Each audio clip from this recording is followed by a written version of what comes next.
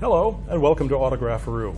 My name is Bill Thompson. Glad to have you with us today, and I'm very pleased to be able to introduce you to our two very special guests, Kathy Kinney, Cindy Ratzlaff, author of the immensely popular book, Queen of Your Own Life. And I wanted to touch on one of the things because the Queen of Your Own Life is based on the 7 best gifts a woman can give herself. Mm-hmm. Number 1 on the list, I guess in no particular order, I don't know, claim your beauty and feel your power. Now, Kathy, forgive me, I got to ask.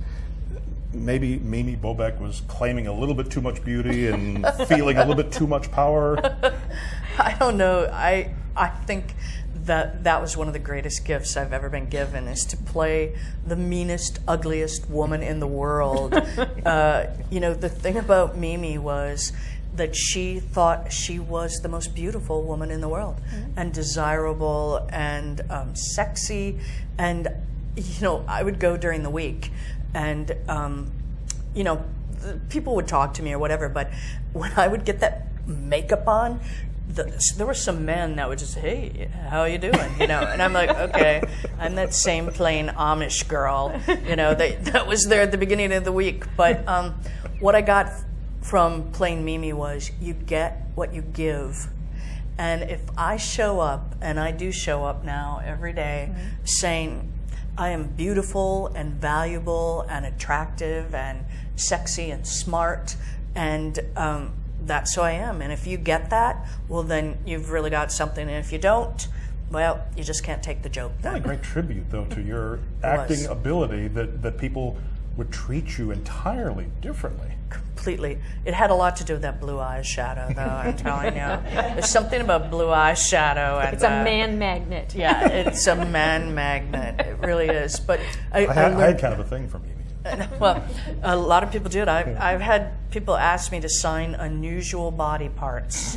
Trust me, you know, it's not just putting a pen to paper when you're out there being a TV personality, you know. Well, we can reasonably guarantee you that we will not be asking you today Good. to sign anything other than a copy of Queen of Your Own Life, and we'll take this opportunity to remind our web viewers that when you purchase a copy today, or at any point after today, if you have a friend who's missing today's webcast, they can't be joining us live right now, tell them later on, anytime they order a book through Autographaroo, one of Kathy and Cindy's book, Queen of Your Own Life, the net proceeds go to benefit the Fairfax County Library Foundation. Now, let me come back to the list of 7 things.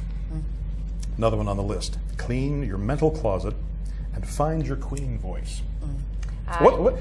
What should be in the closet? I mean, how do you know what to throw out? Well, we think that we say things to ourselves that we would never allow others to say to us. You know, that we have these voices in our heads that when we were younger, those voices said, run, skip, play, jump. You know, they were lovely.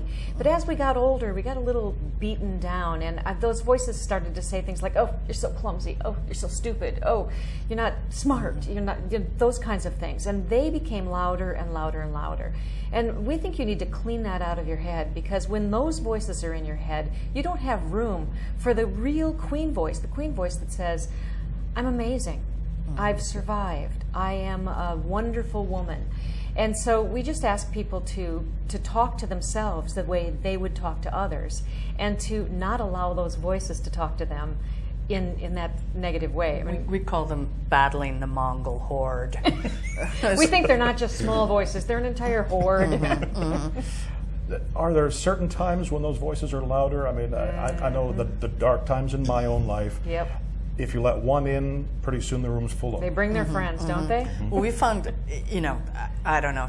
For me, it didn't matter. Sometimes if someone praised me, it would set them off, and if someone were mean to me, it would set me off. But I think that we both had interesting discussions with our reflection in the mirror, and that we take it all the way back to Snow White. We blame that mirror. We think if the queen had looked in the mirror and it had been a little nicer to her and said, look, you're pretty fabulous the way you are. Why are you wasting time trying to compare yourself to someone else?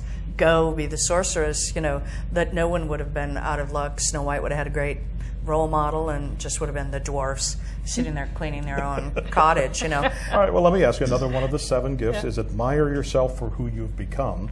So where's the line between self-admiration and narcissism? Well, let me ask you this. When's the last time you really admired someone and told them about it?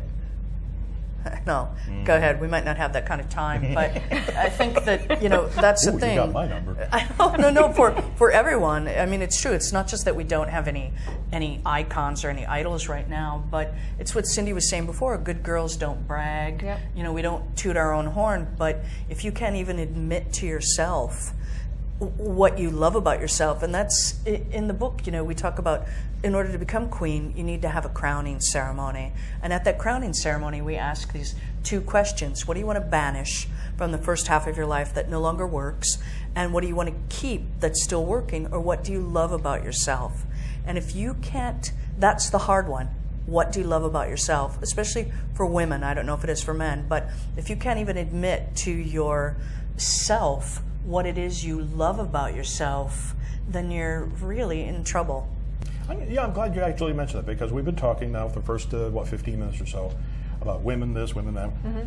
Is there nothing in here for men? I mean, I found a great deal that I could take from your book. You know, we've had some men say to us, and we were specifically I don't speaking want to be a queen women. of my own life. No, and you don't have to be, because you get to decide, because you are a queen of your own life.